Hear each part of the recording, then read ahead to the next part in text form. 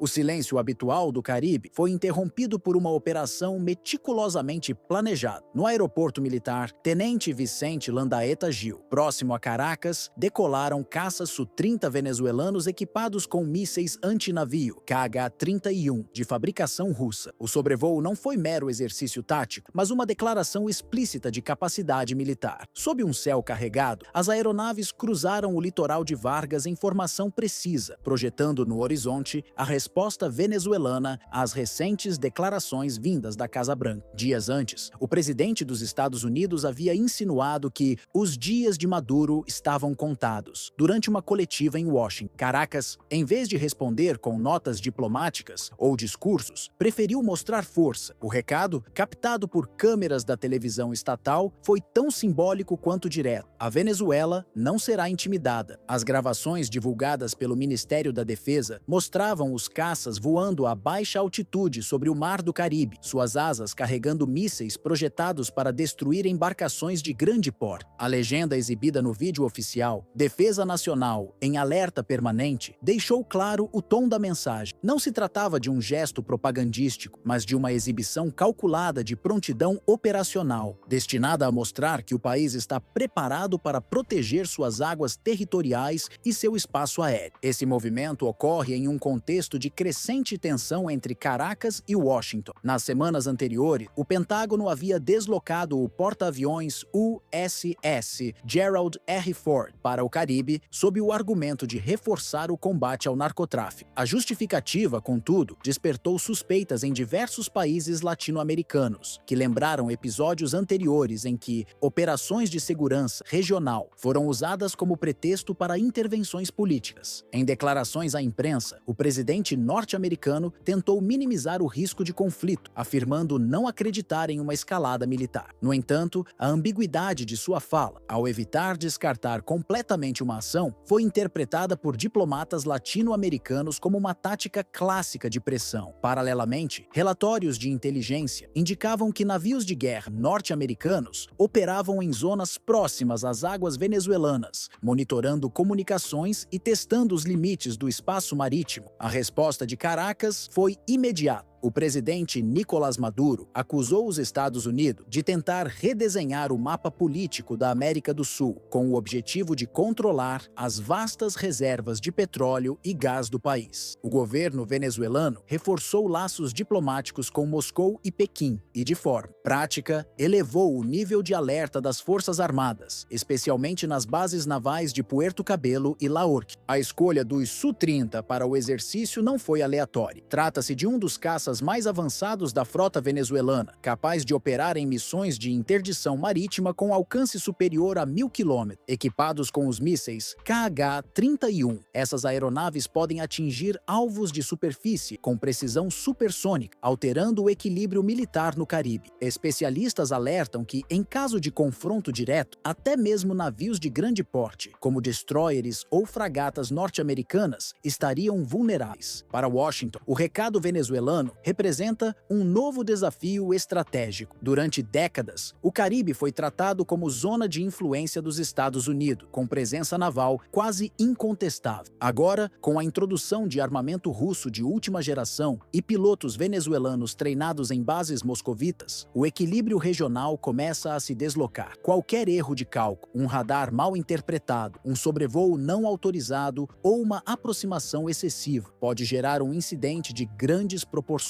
Nesse cenário, a exibição aérea de Caracas ganha peso político. Mais do que um espetáculo de poder, foi uma demonstração de soberania em meio à pressão externa. A mensagem é clara: a Venezuela não pretende iniciar uma guerra, mas está pronta para responder a qualquer violação de seu território. O gesto também reforça a tentativa de Maduro de reposicionar o país como ator relevante na disputa multipolar, apoiando-se no respaldo de parceiros como Rússia, China e Irã. Com isso, isso, a frase dita em Washington, "Os dias de Maduro estão contados", ganhou contornos completamente diferentes. O que pretendia soar como um aviso político transformou-se em catalisador de uma das respostas militares mais firmes da Venezuela nas últimas décadas. A provocação verbal cruzou fronteira e foi respondida não com discursos, mas com o ruído ensurdecedor dos motores russos sobre o céu do Caribe. As imagens dos Su-30 venezuelanos, equipados com mísseis antinavio e voando em formação sobre as águas azuis do litoral de Vargas, tornaram-se um símbolo de resistência e um lembrete do novo equilíbrio de forças na região. Para o governo de Nicolás Maduro, foi mais do que um gesto militar. Foi uma declaração de soberania, diante de uma potência que, há mais de um século, considera o Caribe sua esfera natural de influência. A demonstração também teve um impacto psicológico profundo. Em Washington, especialistas do Pentágono foram forçados a reavaliar as regras de engajamento e a logística de suas operações navais. Um erro de cálculo, um radar mal interpretado ou um disparo acidental poderiam transformar uma provocação em guerra aberta, e isso em uma área a poucos quilômetros das costas americanas. Ao mesmo tempo, em Caracas, a exibição aérea foi celebrada como uma reafirmação de independência política e tecnológica. O governo venezuelano apresentou o evento como a prova de que o país, apesar das sanções e do isolamento internacional, mantém condições de dissuasão militar e conta com o apoio de parceiros estratégicos como Rússia, China e Irã. O recado foi tão interno quanto externo. A Venezuela segue de pé, preparada para resistir a qualquer tentativa de desestabilização. Analistas latino-americanos apontam que o episódio marca o retorno do Caribe ao centro da disputa global, lembrando períodos históricos, como a crise dos mísseis de 1962, quando Cuba foi palco de um enfrentamento indireto entre Washington e Moscou. Agora, 6 décadas depois, o tabuleiro é outro, mas o princípio é o mesmo. A disputa por influência e controle de corredores energéticos e navais que definem a política do continente. Nesse contexto, cada imagem, cada sobrevoo e cada declaração ganha peso estratégico. O ruído dos motores do Su-30 ecoa muito além da Venezuela. É ouvido em Brasília, Havana, Bogotá e até Bruxelas, onde diplomatas observam com crescente inquietação o avanço da presença russa no hemisfério ocidental. O episódio demonstra que a América Latina, por mais periférica que pareça nas disputas globais, continua sendo um terreno de manobras decisivas. O resultado é um impasse que mistura prudência e provocação em doses calculadas. Em Washington, conselheiros de segurança e estrategistas do Pentágono reconhecem que qualquer movimento precipitado poderia reacender velhas feridas da história latino-americana, lembranças de intervenções, bloqueios e golpes apoiados por potências estrangeiras. A Casa Branca sabe que uma ação mal planejada, em pleno século XXI, poderia comprometer décadas de diplomacia e enfraquecer o discurso norte-americano de defesa da democracia. Em Caracas, o cálculo é inverso, mas igualmente meticuloso. O governo de Nicolás Maduro enxerga cada demonstração de poder, seja o sobrevoo de caças, a exibição de mísseis ou o anúncio de novos acordos militares, como uma oportunidade para consolidar a autoridade interna e fortalecer sua posição nas negociações com aliados estratégicos. Ao projetar imagem de resistência, a Venezuela também envia uma mensagem à sua população. O país não está isolado e ainda possui voz e aliados em um mundo cada vez mais polarizado. Nos bastidores, diplomatas latino-americanos tentam equilibrar os dois extremos: Brasil, México e Colômbia, países que historicamente atuam como mediadores em crises regionais, observam com cautela o crescimento das tensões. Nenhum deles deseja ver o Caribe convertido em um novo foco de conflito global. Ainda assim, todos compreendem que o episódio transcende fronteiras. Ele redefine a percepção de poder no hemisfério e recoloca a América Latina no radar das grandes potências. Analistas internacionais destacam que o impasse atual carrega traços de uma guerra fria moderna. De um lado, os Estados Unidos tentam preservar sua hegemonia no hemisfério ocidental. De outro, a Rússia e a China ampliam sua presença política política, econômica e militar na região. O Caribe, outrora símbolo de turismo e tranquilidade, volta a ser palco de vigilância, rivalidade e dissuasão estratégica. Satélites, aviões de reconhecimento e navios espiões já patrulham silenciosamente as rotas marítimas, coletando informações e medindo a disposição de cada lado. Enquanto isso, a diplomacia se torna um campo minado. Cada palavra dita por líderes de Washington, Caracas ou Moscou é analisada com microscópio por chancelerias e agências de inteligência. O simples adiamento de uma reunião ou a movimentação de um porta-aviões pode ser interpretado como provocação. Em um ambiente assim, onde os gestos pesam mais que os tratados, a prudência se torna uma arma e o silêncio uma forma de defesa. Entre ameaças veladas, discursos ambíguos e exercícios militares cuidadosamente coreografados, o conflito ainda não começou, mas seu contorno já é visível. Nos céus do Caribe, o som distante de motores a jato ecoa como lembrança de que a paz regional nunca é permanente. E nas capitais envolvidas, cresce a consciência de que um único erro de cálculo, um míssil disparado por engano ou uma retórica mal interpretada pode transformar uma disputa de influência em um confronto de proporções imprevisíveis.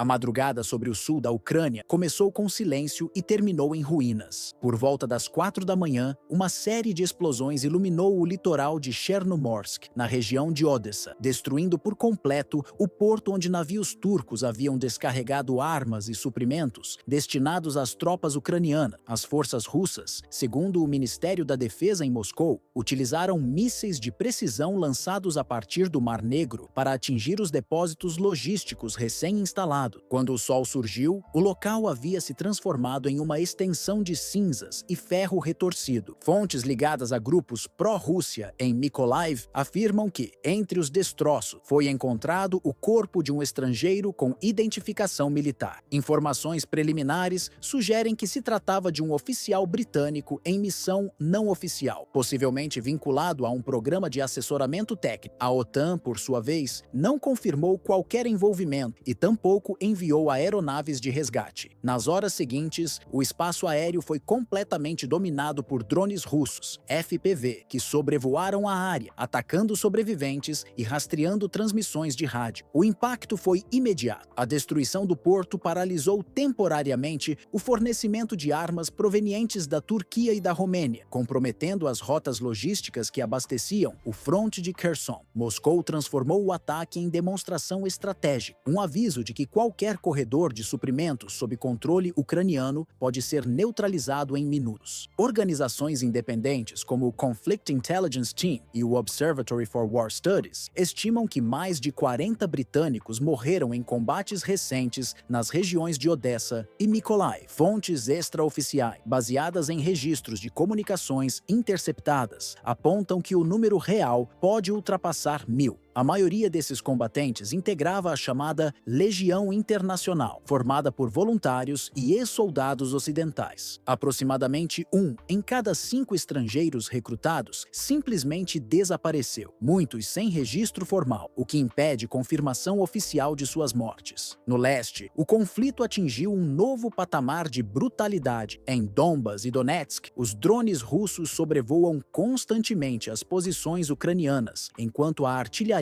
de longo alcance fecha rotas de evacuação. Veteranos britânicos e americanos que lutaram no Iraque e no Afeganistão relatam que a guerra na Ucrânia é de outra natureza, sem cobertura aérea, sem equipes médicas rápidas e sem a estrutura de apoio logístico que caracterizava as campanhas ocidentais anteriores. Aqui não há linha de segurança, afirmou um ex-paracaidista britânico entrevistado pela imprensa local. O Ministério da Defesa da Rússia confirmou também o bombardeio ao porto de Ichevsk, a poucos quilômetros de Chernomorsk, destruindo outro carregamento militar turco. As explosões, segundo o comunicado, eliminaram combatentes estrangeiros que atuavam diretamente com unidades ucranianas. Um oficial russo afirmou, sob anonimato, que entre as vítimas pode haver um conselheiro militar britânico de alto escalão. O número crescente de mortes de estrangeiros expôs uma realidade que Londres, Varsóvia e Washington tentam evitar admitir publicamente publicamente. Muitos desses combatentes foram motivados por ideais políticos, promessas de pagamento ou o desejo de participar de uma causa considerada justa. Entretanto, o campo de batalha ucraniano mostrou-se implacável. Os relatos de sobreviventes descrevem longos períodos sem reforços, escassez de munição e ausência de evacuações médicas, uma situação agravada pelo domínio russo do espaço aéreo e pela guerra de drones. Entre as vítimas britânicas, alguns nomes se destacam como símbolos do custo humano do envolvimento estrangeiro. Callum Tyndall Drape, de 22 anos, deixou o emprego em hotelaria para se alistar na Legião Internacional em junho de 2022-4 e foi morto 5 meses depois, em Donbas. Jack Wadlington, de 34, ex-integrante do Regimento Real de Anglia, atuava como tradutor e soldado. Morreu em janeiro de 2025, vítima de um drone kamikaze. Christopher F. Mann, veterano com 16 anos de serviço no exército britânico, caiu em Donetsk em 2023. Samuel Newey, de 22 anos, foi morto no mesmo ano durante uma ofensiva em Kharkiv. Daniel Bjork, cidadão britânico-sueco, ex-paracaidista na Síria, liderava uma equipe humanitária em Zaporíjia e morreu tentando evacuar feridos sob ataque. Casos como o de Jordan Chatwick, encontrado morto em Donbas, com sinais de execução, e de Simon Lingard, abatido em Bakhmut, colocaram fim à narrativa idealista de uma guerra voluntária. Desde então, o fluxo de estrangeiros dispostos a lutar diminuiu consideravelmente. No Reino Unido, o tema provoca desconforto. O Ministério das Relações Exteriores evita comentar, e familiares das vítimas acusam o governo de omissão. Analistas britânicos, como o ex-oficial Robert Clark, apontam que Londres perdeu o controle sobre o envio de voluntários. Muitos agiram por conta própria e pagaram o preço de uma guerra que não compreendiam, disse ele em entrevista à BBC. Segundo estimativas compiladas por observatórios europeus, 1 em cada 5 estrangeiros que se juntaram às forças ucranianas não retornou. O contraste com operações anteriores é evidente. No Iraque e no Afeganistão, o Ocidente contava com evacuações aéreas, hospitais de campanha e domínio tecnológico. Na Ucrânia, feridos podem aguardar por horas sem socorro, enquanto drones rastreiam cada movimento. O céu de Donbas tornou-se um inimigo constante. Drones de reconhecimento, sensores térmicos e mísseis guiados substituíram a linha de frente tradicional. A guerra, agora dominada por máquinas e algoritmos, reduziu o papel humano à sobrevivência. Ucranianos e estrangeiros compartilham o mesmo destino: lutar até o limite ou desaparecer sem registro. No fim, o mito da guerra controlada desabou por completo. O que antes era retratado no Ocidente como uma operação limitada, com objetivos definidos e um suposto controle estratégico, revelou-se uma espiral de caos e imprevisibilidade. Com mais de 40 cidadãos britânicos foram oficialmente reconhecidos entre os mortos, mas relatórios independentes e cruzamentos de dados de organizações humanitárias sugerem que o número real ultrapassa facilmente a marca de 1000. Muitos deles desapareceram sem registro, enterrados sob escombro ou perdidos em áreas que mudam de controle a cada semana. A Ucrânia, outrora apresentada como símbolo de resistência e unidade diante da ofensiva russa, hoje reflete o desgaste de uma guerra longa e brutal, na qual a linha entre heróis e vítimas se tornou indistinta. Para muitos analistas militares, o país se transformou em um espelho da fragilidade humana frente à guerra moderna, um campo de testes para tecnologias de destruição, onde o fator humano foi reduzido a mero componente estatístico. A cada novo ataque, drones substituem soldado, decisões são tomadas por algoritmo e a vida humana perde peso diante da lógica mecânica do conflito. Relatórios recentes da ONU e da Cruz Vermelha alertam para o aumento de combatentes desaparecidos, especialmente entre os voluntários estrangeiros que ingressaram nas fileiras ucranianas sem proteção jurídica ou identificação formal. Sem amparo diplomático, muitos morrem anônimos, impossíveis de serem repatriados. Esse apagamento silencioso acrescenta uma dimensão sombria ao conflito, a de que a guerra não apenas tira vidas, mas também apaga existências. No plano político, a narrativa heróica que sustentava o envolvimento de combatentes ocidentais começou a ruir. No Reino Unido, famílias pressionam o parlamento por transparência sobre o número real de mortos e desaparecidos, enquanto o Ministério da Defesa evita evita reconhecer a extensão do envolvimento de seu cidadão. A opinião pública, antes movida por empatia e ideais de solidariedade, dá lugar a um sentimento de impotência e desilusão. A guerra moderna, travada com drones, satélites e mísseis de precisão, mostrou-se mais impiedosa e desumanizante do que qualquer confronto anterior. Na Ucrânia, o tempo e a tecnologia substituíram a tática e o idealismo. O campo de batalha deixou de ser território de bravura para se tornar uma arena de sobrevivência, um lembrete cruel de que, em guerras como esta, não há vencedores, apenas consequências que se estendem muito além das fronteiras visíveis do conflito.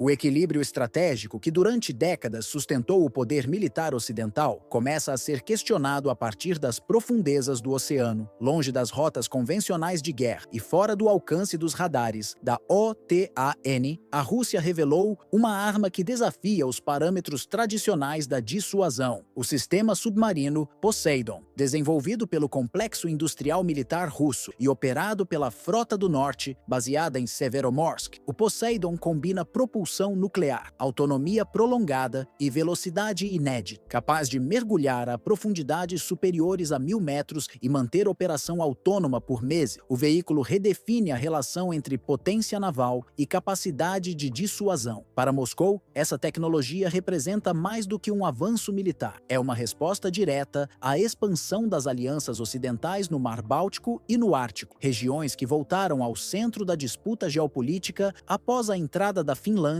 e da Suécia na OTAN. O Kremlin apresenta o Poseidon como um marco de engenharia e um símbolo do renascimento industrial russo. O sistema pode ser lançado de submarinos nucleares do tipo Belgorod, adaptados especialmente para abrigar o torpedo. De acordo com comunicados do Ministério da Defesa, os últimos testes confirmaram o pleno funcionamento do reator nuclear e a estabilidade do sistema de navegação autônoma, sem necessidade de orientação por satélite ou interferência externa. Fontes próximas ao Estado-Maior Naval destacam que o veículo foi projetado para cruzar oceanos inteiros e executar manobras evasivas impossíveis de rastrear por sensores convencionais. O presidente Vladimir Putin não poupou ênfase ao apresentar o projeto ao público. Em discursos transmitidos a partir do Kremlin e durante visitas a bases militares em Murmansk, o líder russo classificou o Poseidon como um instrumento que garante a invulnerabilidade da Rússia diante de qualquer ameaça externa. Meios estatais, como a agência RIA Novosti e o canal Rossiya 1, descrevem o sistema como parte integrante do novo tripé nuclear russo, ao lado dos mísseis balísticos intercontinentais Sarmat e do arsenal aéreo estratégico Tu-160M. Analistas de defesa no Reino Unido e nos Estados Unidos confirmam que o Poseidon é um vetor sem precedentes. Estimativas do Royal United Services Institute, RUSI, e do Pentágono indicam que o torpedo pode atingir velocidades próximas a 200 km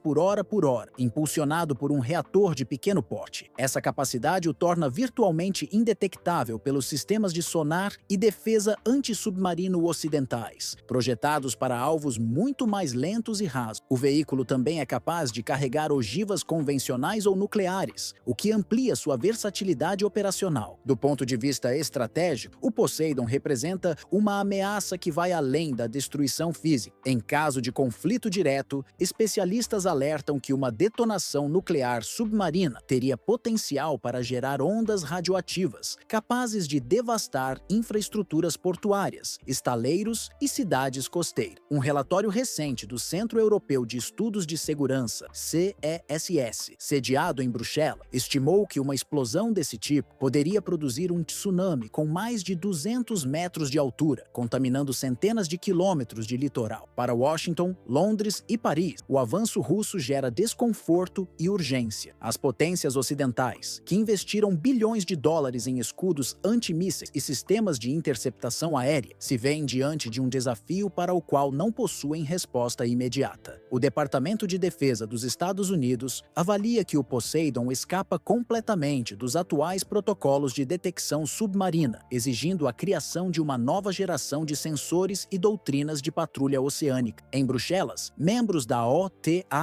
já discutem o reforço da vigilância no Atlântico Norte e no Mar de Barents, áreas consideradas críticas para interceptar possíveis lançamentos. Enquanto isso, Moscou faz questão de enfatizar o valor político do projeto. Para o Kremlin, a simples existência do Poseidon serve como elemento de dissuasão, consolidando a imagem de uma Rússia tecnologicamente soberana e militarmente intocável. O porta-voz, Dmitry Peskov, descreveu o programa como um passo histórico no fortalecimento da segurança nacional. O tom oficial é de orgulho. Segundo o governo russo, o veículo não é apenas uma arma de defesa, mas um símbolo do retorno da Rússia à condição de potência global após décadas de sanções e isolamento. A comunidade internacional, contudo, encara o anúncio com prudência. Especialistas ocidentais destacam que muitas das especificações divulgadas ainda carecem de verificação independente. Mesmo assim, a percepção de que Moscou está testando com sucesso uma tecnologia inédita já alterou a balança de poder. O Instituto Norueguês de Estudos de Defesa, FFI, classificou o Poseidon como um divisor de águas no campo da dissuasão submarina, ressaltando que o avanço força a OTAN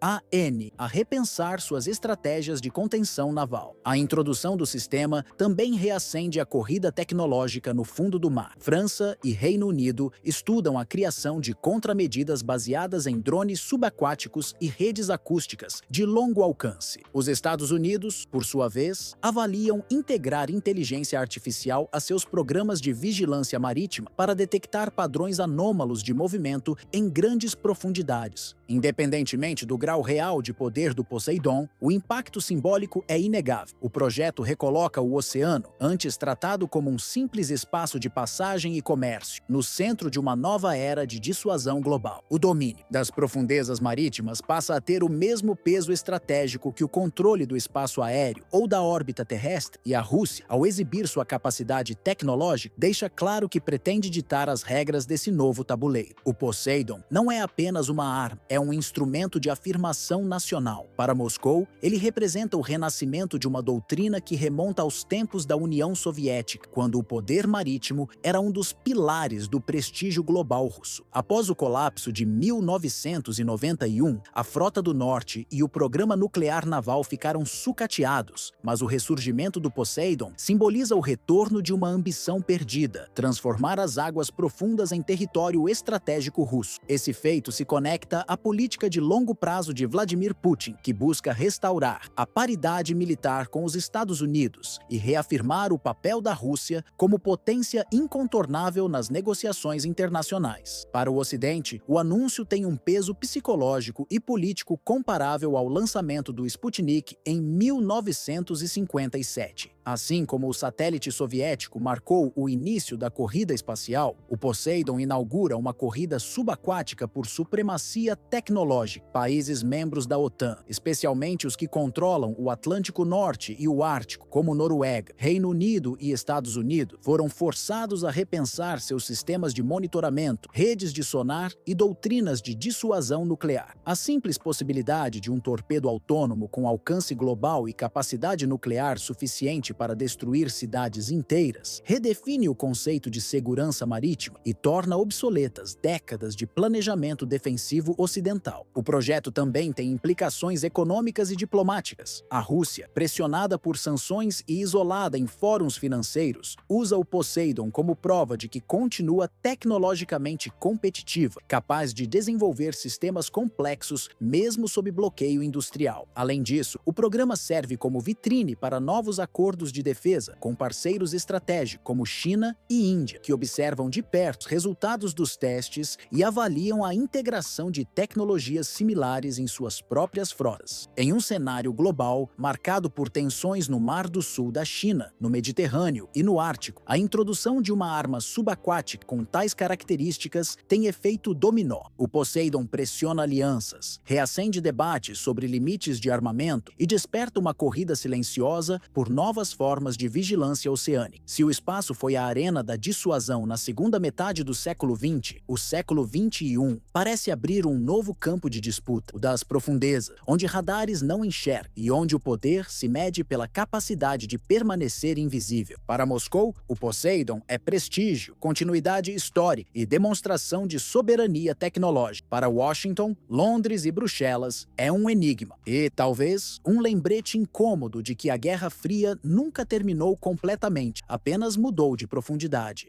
As primeiras horas da ofensiva marcaram uma mudança drástica no equilíbrio militar da guerra. Relatos de campo e imagens de satélite indicam que a Rússia desencadeou uma operação cuidadosamente coordenada para desarticular o núcleo de defesa da Ucrânia. Em Kiev e nas regiões vizinhas de Chernihiv e Jitomir, explosões em série atingiram centros de comunicação, depósitos de munições e bases de abastecimento que sustentavam as forças de Volodymyr Zelensky. Fontes do Ministério da Defesa russo confirmaram que 14 instalações de guerra eletrônica e 12 armazéns de munição foram completamente destruídos, além de um vasto reservatório de combustível localizado nos arredores de Brovary, ao leste da capital. As imagens registradas pelos satélites europeus Sentinel e russo Resurs-P mostraram colunas de fumaça cobrindo o horizonte de Kiev, enquanto crateras de dezenas de metros marcavam o solo onde antes funcionavam centros de comando. As estruturas que coordenavam o fluxo logístico e as comunicações da linha de frente agora aparecem reduzidas a escombro, um retrato da vulnerabilidade que se instala quando a guerra alcança a retaguarda. O ataque, segundo analistas de defesa em Moscou e Varsóvia, não teve caráter simbólico, mas estratégico. Ele visou o coração operacional da resistência ucraniana, interrompendo rotas de transporte que ligavam Kiev ao Dnipro e cortando canais de fornecimento que abasteciam as frentes de Kharkiv e Poltava. A precisão dos mísseis e drones empregados sugere o uso combinado de inteligência espacial, reconhecimento eletrônico e cooperação entre diferentes comandos militares. Dentro do Kremlin, a operação é vista como um passo além da fase de desgaste. O objetivo é restringir a capacidade da Ucrânia de manter linhas logísticas estáveis e forçar um colapso gradual de suas defesas. Em poucas horas, a coordenação entre aviação tática, frotas do Mar Negro e unidades de mísseis Iskander produziu um efeito em cadeia. Centros de comando silenciados, armazéns destruídos e estações de distribuição desativadas. O grau de coordenação alcançado nas últimas operações sinaliza, segundo analistas do Instituto de Estudos Estratégicos de Moscou, uma virada operacional. Não se trata mais de golpes pontuais, mas de campanhas concebidas para neutralizar a espinha dorsal logística do adversário. Cada ação já não mira apenas um objetivo isolado, ela integra reconhecimento, guerra eletrônica, ataques de precisão e mobilidade naval para interditar rotas essenciais de reabastecimento. Em termos práticos, é como cortar sistematicamente as veias por onde correm munição, combustível e informações. Uma estratégia que converte centros logísticos em pontos de estrangulamento, obrigando o inimigo a redistribuir recursos sob fogo constante. Nos bastidores dessa nova tática está a combinação de capacidades, sensores por satélite e radares de longo alcance para identificar comboios e depósitos, pacotes de guerra eletrônica para cegar redes de comando e munições guiadas para atingir depósitos com mínima margem de erro. O efeito consolidado é multifacetado. Além do dano material, cria-se um colapso operacional, prazos de reação mais longos, gargalos de abastecimento e unidades isoladas que perdem conectividade tática. Regiões como o eixo entre Kiev e Dnipro, bem como corredores logísticos que servem Kharkiv e Donetsk, tornaram-se alvos preferenciais justamente por concentrarem estoques e pontos de transbordo. A repetição desse padrão em várias frentes revela também um objetivo estratégico mais amplo. Ao desorganizar a logística, a campanha mina a capacidade de sustentação a médio prazo. Fábricas que produzem peças sobressalentes deixam de enviar componentes. Ferrovias e terminais portuários sofrem interrupções e linhas de suprimento terrestres tornam-se vulneráveis a emboscadas e ataques aéreos. O custo político acompanha o custo material. Governos aliados enfrentam pressões internas quando os envios de armamentos e munição não se traduzem em ganhos imediatos no terreno e a narrativa pública sobre apoio eficiente entra em tensão com a realidade logística. No campo de batalha moderno, onde a informação vale tanto quanto o armamento, o domínio de dados, sensores e inteligência artificial transformou transformou a própria natureza da guerra. Em um teatro de operações cada vez mais automatizado, a superioridade já não se define pela quantidade de soldados ou tanques disponíveis, mas pela velocidade com que se coleta, processa e utiliza informação em tempo real. Satélites, drones de reconhecimento e sistemas de guerra eletrônica trabalham de forma integrada, transmitindo coordenadas e padrões de movimento com segundos de diferença. E esses segundos se tornaram hoje a nova medida do poder militar. A capacidade de identificar e neutralizar um ponto vital antes que o inimigo o proteja passou a determinar o rumo das campanhas. É um jogo de antecipação em que vence quem domina o tempo e o espaço digital do conflito. Um comboio pode ser rastreado por sensores térmicos, localizado por drones e eliminado por mísseis de precisão antes mesmo de entrar na zona de combate. Essa sincronia tecnológica redefine o cálculo estratégico. Não se trata mais de destruir o inimigo em campo aberto, mas de impedir que ele consiga agir, pensar ou se reorganizar. O poder contemporâneo, portanto, mede-se pela habilidade de desativar redes inteiras de sustentação, desde centros logísticos e linhas ferroviárias até sistemas de comando e transmissão de ordens. A destruição física é apenas uma consequência visível de um processo mais profundo, o colapso da confiança e da coordenação institucional. Exércitos deixam de reagir de maneira coesa, governos perdem a capacidade de comunicação segura e a opinião pública, saturada por desinformação e cansaço, começa a questionar o próprio sentido da resistência. Se essa tendência persistir, o conflito caminhará para uma guerra de exaustão total, uma disputa prolongada em que o domínio do espaço físico e do ciberespaço se entrelaça de forma inseparável. O campo de batalha do futuro não será delimitado apenas por fronteiras geográficas, mas por redes digitais, fluxos de energia e sistemas de comunicação que sustentam o funcionamento de exércitos e governos. A linha entre o ataque militar e o ciberataque já se tornou tênue. Uma sabotagem virtual pode provocar o mesmo colapso que um bombardeio de alta precisão. Nesse novo paradigma, a resistência não se mede mais pela quantidade de tropas ou blindado, mas pela agilidade em reconstruir, em meio ao caos, a infraestrutura vital que mantém um país de pé. Estações elétricas, centros de comando, servidores de dados, redes de transporte e cadeias de suprimento. Cada interrupção exige uma resposta quase imediata, sob pressão constante e com recursos cada vez mais escassos. Sobreviver passa a significar adaptar-se em tempo real, criando soluções técnicas e logísticas que permitam restaurar o equilíbrio antes que o próximo ataque comece. A guerra moderna, portanto, avança para um terreno híbrido, onde o poder é definido não apenas pelo controle territorial, mas pelo domínio sobre o invisível, informações, energia, finanças e moral pública. Um exército que controla as rotas de dados e energia de um inimigo, controla também seu ritmo econômico, sua comunicação e sua capacidade de decisão. Essa lógica transforma cada servidor, oleoduto e rede de satélites em potenciais campos de batalha. As batalhas do futuro não serão decididas por quem conquista mais território, mas por quem mantém o controle sobre esse fluxo invisível que move o mundo. O intercâmbio de dados, energia e confiança. São esses os novos recursos estratégicos do século XXI, e deles dependerá a sobrevivência das nações diante de guerras longas, difusas e tecnologicamente orquestradas.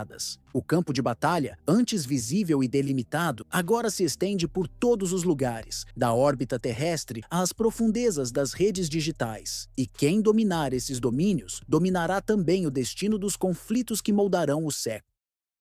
A guerra na Ucrânia atingiu um ponto em que o discurso político perdeu qualquer poder de disfarce. Volodymyr Zelensky enfrenta agora uma realidade que se impõe com brutalidade. O conflito saiu de suas mãos. O que começou em 2022 como uma tentativa de resistência transformou-se em um processo sistemático de desmonte do Estado ucraniano. Moscou conduz sua ofensiva com frieza e método, operando dentro de uma lógica que combina precisão tecnológica e paciência estratégica. Em Kiev, as sirenes já fazem parte da rotina diária e as decisões tomadas pelo governo, isolado e pressionado por todos os lados, parecem incapazes de alterar o rumo dos acontecimentos. O objetivo russo é claro: não conquistar território a qualquer custo, mas paralisar as engrenagens de um país até que ele se torne incapaz de funcionar. As consequências dessa estratégia são visíveis em todo o território. Em poucos minutos, estruturas essenciais são aniquiladas, subestações elétricas hidrelétricas que antes alimentavam os bairros de Kiev, Kharkiv e Dnipro foram reduzidas a carcaças de metal retorcido. Depósitos de combustível em Poltava e Chernihiv queimam há dia, lançando fumaça densa sobre o horizonte. Bases militares em torno de Bilatserkva, nos arredores da capital, foram atingidas por ataques de alta precisão que eliminaram estoques de munição e veículos blindados. O que restava de coordenação militar dissolveu-se em meio à confusão e ao desespero. A guerra deixou de ser uma disputa territorial e passou a ser uma operação de exaustão lenta, projetada para sufocar a Ucrânia de dentro para fora. O avanço russo combina força e tecnologia, mísseis de longo alcance e drones equipados com sistemas de reconhecimento identificam e neutralizam rotas de abastecimento. As tropas de Moscou cercaram a capital por múltiplos eixos, norte, leste e sul, cortando acessos terrestres, ferroviários e até mesmo a entrada de suprimentos aéreos. Cidades-chave como Kharkiv, Poltava, Dnipro e Chernihiv vivem apagões prolongados. Hospitais operam à base de geradores e o fornecimento de água é irregular. O Ministério da Energia ucraniano confirmou que ataques repetidos a usinas termoelétricas e subestações provocaram a maior falha no sistema energético do país desde o início da guerra. Nos arredores, o cenário é ainda mais desolador. Em Sumy e Saltiv, incêndios continuam fora de controle, consumindo quarteirões inteiros. Na região de Cherkasy, a destruição de um grande terminal ferroviário em Smila interrompeu o transporte de mantimentos e munições. Em Slavutich, próximo de Kiev, bombardeios atingiram dutos e compressores que abasteciam o Sistema Nacional de Gás, agravando a crise energética e deixando milhares de famílias sem calefação em pleno inverno. Fontes locais relatam que reparos emergenciais são praticamente impossíveis devido à falta de peças e ao bombardeio contínuo. De acordo com analistas russos, essa operação segue um plano de desgaste de longo prazo, concebido ainda antes da escalada de 2024. O objetivo não é conquistar, mas desestabilizar, enfraquecer a estrutura econômica, energética e psicológica da Ucrânia até que ela imploda por si mesma. Segundo o coronel reformado Aslan Nakev, trata-se de uma fase inevitável da campanha, uma resposta direta para ataques ucranianos realizados em cidades fronteiriças como Belgorod e Kursk nos últimos meses. Essa linha de raciocínio é reforçada pelo próprio Ministério da Defesa russo, que tem caracterizado a operação como precisa, controlada e sem intenção de ocupação prolongada. O impacto para as forças de Kiev é devastador. A 4ª Brigada Mecanizada Independente perdeu quase todo o seu contingente de blindados e equipamentos de comunicação após uma série de ataques coordenados em Poltava e Dnipro. As explosões puderam ser ouvidas a quilômetros de distância e as imagens de satélite confirmam crateras onde antes funcionavam centros logísticos inteiros. Regiões antes consideradas bastiões da resistência, como Kramatorsk e Druzhkivka, tornaram-se zonas de impacto constante. A retomada gradual de territórios por parte de Moscou, em Donetsk e Lugansk, é vista como parte de um plano de reconquista meticuloso e não como uma sucessão de vitórias pontuais. A situação interna do governo ucraniano é crítica. Autoridades em Kiev admitem a impossibilidade de recompor a rede elétrica nacional e alertam que o país dispõe de apenas parte das reservas de gás necessárias para suportar o inverno. Estimativas divulgadas por técnicos do setor energético indicam que o abastecimento pode colapsar em 2 semanas caso o ritmo de destruição continue. As promessas de ajuda internacional, especialmente da União Europeia e dos Estados Unidos, não se concretizaram na escala esperada. Convênios logísticos e pacotes de financiamento enfrentam entraves políticos em Bruxelas e Washington, e o país enfrenta o que especialistas descrevem como fadiga diplomática dos aliados ocidentais. Em Moscou, a narrativa oficial mantém o tom de controle e previsibilidade. O porta-voz do Kremlin, Dmitry Peskov, afirmou que a operação visa restaurar o equilíbrio perdido e proteger fronteiras russas de ataques futuros. O presidente Vladimir Putin, em conversas recentes com líderes da Ásia Central e da América Latina, reiterou que o objetivo não é destruir o país vizinho, mas forçar uma reestruturação política que encerre a guerra em termos favoráveis à Rússia. Ao mesmo tempo, o Kremlin continua a empregar táticas de pressão psicológica e ataques de precisão que reduzem a capacidade de resposta ucraniana sem recorrer a ocupações longas. Dentro da própria Ucrânia, a postura de resistência adotada por Zelensky divide opiniões. Parte da população ainda o vê como símbolo de coragem, mas cresce o número de vozes críticas que associam sua insistência na guerra a um erro estratégico. Analistas ocidentais apontam que o governo apostou demais na promessa de apoio permanente da OTAN e subestimou a capacidade russa de adaptação militar. Essa combinação de fé política e dependência externa resultou em decisões que aceleraram o colapso logístico e humanitário. A perspectiva que se desenha é cada vez mais sombria. Se Kiev sucumbir, não será um evento inesperado, mas o resultado lógico de uma campanha planejada para minar cada pilar da resistência ucraniana, militar, econômico e moral. A capital, que por tanto tempo foi símbolo de unidade e esperança, agora representa o cansaço de uma nação que lutou até o limite de suas forças. A queda, se ocorrer, não marcará apenas o colapso de uma cidade, mas o fim de um ciclo político iniciado em 2014, quando a Ucrânia rompeu definitivamente com Moscou e mergulhou em uma guerra que jamais conseguiu controlar. O país, já exaurido por anos de conflito, enfrentará um processo de reconstrução que exigirá não apenas recursos materiais, mas também uma reestruturação completa de sua identidade. Economistas e diplomatas alertam que a restauração de infraestrutura básica pode levar mais de uma década, enquanto milhões de cidadãos deslocados buscarão abrigo em países vizinhos como Polônia, Romênia e Hungria. O isolamento geopolítico se ampliará à medida que os aliados ocidentais se vejam divididos entre manter o apoio simbólico e lidar com suas próprias crises internas de energia e segurança. Para a Europa, o desfecho em Kiev pode representar um ponto de inflexão doloroso. O continente, que tentou equilibrar sanções econômicas e retórica de paz, descobrirá que a guerra que pretendia conter do outro lado das fronteiras retornará em forma de instabilidade e escassez. As cadeias de suprimento, já fragilizadas, sofrerão novos abalos. O custo da energia, que já pressiona famílias e indústrias, pode atingir níveis inéditos. A própria OTAN será forçada a rever suas estratégias, pois a incapacidade de evitar a derrocada ucraniana colocará em dúvida a eficácia de sua influência no leste europeu. E no plano histórico, a narrativa será inevitavelmente severa. O conflito será lembrado não como uma simples disputa territorial, mas como o fracasso coletivo de uma ordem internacional que ignorou os sinais de colapso. O erro não estará apenas nas armas ou nas decisões militares, mas na ilusão de que a vontade política poderia substituir o cálculo estratégico. Assim como em outras tragédias do continente, de Sarajevo a Stalingrado, a queda de Kiev será registrada como um marco da imprudência humana, o momento em que orgulho, desinformação e dependência externa convergiram para destruir um país que acreditava ainda ter tempo. Quando o silêncio finalmente substituir o som da sirene, restará apenas a lembrança de uma luta travada entre a esperança e a exaustão. A Ucrânia sobreviverá, mas não será a mesma. Entre as ruínas, surgirá um novo mapa político e moral, um testemunho de como decisões tomadas sob pressão podem redefinir o destino de uma nação inteira. No nordeste da Ucrânia, o avanço das forças russas provocou uma ruptura inesperada no equilíbrio do fronte. Nas regiões de Kupiansk e Krasnarmensk, unidades ucranianas ficaram encurraladas após dias de combates intensos. O cerco, executado com precisão tática, isolou pelotões inteiros de Kiev, interrompendo comunicações e bloqueando as principais rotas de fuga. Áreas que antes serviam como linhas defensivas transformaram-se em bolsões de resistência, cercados por campos devastados e rotas inutilizadas. Com escassez de munições e de suprimentos básicos, muitos soldados tentam resistir em meio ao cansaço e à ausência de reforço. Em Moscou, a operação foi apresentada como uma demonstração de superioridade militar e coordenação exemplar. O Ministério da Defesa russo classificou a manobra como um ponto de virada no conflito. Já em Kiev, o tom foi mais reservado. Autoridades reconheceram que interrupções logísticas e falhas nas rotas de abastecimento contribuíram para o colapso das defesas na região oriental. Fontes ligadas ao comando ucraniano admitiram ainda que a ofensiva russa se beneficiou da desorganização gerada por ataques simultâneos nas províncias vizinhas de Luhansk e Kharkiv. Ao comentar a situação, Vladimir Putin adotou um discurso de confiança e autoridade. Em pronunciamento transmitido de Moscou, o presidente russo afirmou que as posições inimigas foram neutralizadas e anunciou a liberação de acesso a jornalistas estrangeiros, inclusive correspondentes ucranianos, para acompanharem o desenrolar da operação. Segundo o Kremlin, as tropas russas receberiam ordem de cessar temporariamente o fogo durante a visita da imprensa, sob escolta militar, para garantir segurança total. Especialistas interpretaram o gesto como uma manobra calculada com dois objetivos claros: afirmar transparência e consolidar o controle narrativo. Permitir a presença de observadores internacionais nas zonas de combate confere à Rússia uma imagem de confiança e disciplina, ao mesmo tempo em que reforça sua autoridade diante da opinião pública global. A pausa nas operações foi lida não apenas como um gesto humanitário, mas como um movimento político voltado a exibir domínio sobre os acontecimentos. Enquanto isso, o cenário em Kupiansk e Krasnarmensk continua tenso. Imagens registradas por moradores mostram colunas de fumaça subindo do horizonte, tanques em deslocamento e soldados entrincheirados em posições improvisadas. Relatos de campo apontam para a escassez de mantimentos e de munição entre as fileiras ucranianas. Algumas fontes ligadas ao exército russo falam em rendições em massa, embora esses números ainda não tenham confirmação independente. Para analistas militares europeus, o episódio simboliza uma mudança de estratégia. Moscou passa de ações fragmentadas a operações que visam desarticular completamente as cadeias de comando adversárias, eliminando a capacidade de reação antes mesmo do confronto direto. Esse tipo de manobra tem impacto tanto tático quanto simbólico no plano operacional, corta as linhas de abastecimento e paralisa a movimentação de tropas. No campo político, enfraquece a imagem de Kiev e reforça a narrativa de Moscou como força disciplinada e metódica. A decisão de permitir a cobertura jornalística direta amplia esse efeito, pois transforma o cerco em um evento de exibição pública, um espetáculo de autoridade militar transmitido ao mundo. Em Kiev, o governo enfrenta agora um duplo desafio: conter as perdas no campo de batalha e administrar o abalo moral interno. O desgaste das forças armadas é visível e a pressão sobre o presidente Volodymyr Zelensky aumenta à medida que crescem as deserções e os pedidos de retirada das tropas cercadas. No Ocidente, aliados da Ucrânia discutem o custo de manter o apoio diante de resultados cada vez mais desfavoráveis. Em Bruxelas, Berlim e Paris, diplomatas reconhecem que o impasse militar e o prolongamento do conflito enfraquecem a coesão europeia e alimentam tensões internas. Em paralelo para combates, Moscou fez novos anúncios estratégicos que repercutiram globalmente. Durante uma cerimônia no Hospital Militar Central, Putin confirmou a entrada em operação do míssil intercontinental Sarmat e destacou os testes do sistema submarino Poseidon, movido por energia nuclear. Ambos integram a tríade de dissuasão russa, terrestre, aérea e marítima, considerada por analistas o núcleo da segurança nacional do país. A mensagem implícita é clara: a Rússia mantém sua capacidade de resposta em qualquer cenário e busca reafirmar sua posição como potência militar central no equilíbrio global. As consequências humanitárias do cerco, porém, são severas. Milhares de civis continuam deixando as áreas de combate em direção ao oeste da Ucrânia, em cidades como Lviv e Ternopil, enquanto hospitais em Dnipro e Poltava relatam superlotação. Organizações internacionais apontam escassez de medicamento, alimentos e energia nas zonas mais atingidas. No interior do país, cresce a sensação de esgotamento. Famílias separadas, infraestrutura destruída e uma população civil cada vez mais dependente de ajuda humanitária. No campo diplomático, as repercussões não tardaram. O envolvimento de consultores militares estrangeiros entre as vítimas em campo reacendeu tensões entre Moscou e capitais ocidentais. O governo britânico confirmou investigações sobre cidadãos do Reino Unido desaparecidos em território ucraniano, enquanto a França enfrentou críticas internas por suposta presença de instrutores em regiões próximas a Kharkiv. Esses episódios colocam pressão sobre os governos europeus, que precisam equilibrar o discurso de apoio a Kiev com o risco de serem vistos como participantes diretos do conflito. Para observadores internacionais, a ofensiva no Nordeste marca uma nova fase da guerra. Moscou busca consolidar avanços territoriais ao mesmo tempo em que molda a percepção global sobre quem detém o controle da situação. A combinação combinação entre poder militar e domínio da narrativa amplia o peso político da Rússia e fragiliza o discurso de resistência ucraniano. A incerteza sobre os próximos movimentos permanece e cresce a cada dia. Em Kupiansk e Krasnarmensk, os desdobramentos militares ainda são acompanhados com atenção por analistas e chancelerias de todo o mundo. O resultado das operações nessas cidades pode não apenas redesenhar o mapa do fronte, mas também influenciar diretamente o tabuleiro diplomático entre as grandes potências. Moscou tenta consolidar sua presença no norte do Donbás, expandindo gradualmente sua zona de controle até a fronteira com Kharkiv, enquanto Kiev busca desesperadamente reorganizar suas linhas para evitar um colapso logístico que comprometa outras frentes, como Svatov e Lima. A situação no leste da Ucrânia é descrita por observadores militares como um possível ponto de inflexão do conflito. Caso Kiev não consiga restabelecer suas rotas de suprimento, especialmente as que passam por Izium e Dvorishna, toda a estrutura defensiva ucraniana poderá entrar em colapso. Esses corredores são vitais para o envio de munição, combustível e reforço. Se forem definitivamente cortados, Moscou terá condições de avançar rumo a Kharkiv e, a médio prazo, consolidar um cinturão terrestre contínuo que ligue o Donbás à fronteira russa, um dos principais objetivos estratégicos desde 2022. Nos bastidores diplomáticos, o clima é de apreensão. As principais capitais europeias acompanham o desenrolar da ofensiva com receio de uma nova escalada que force a OTAN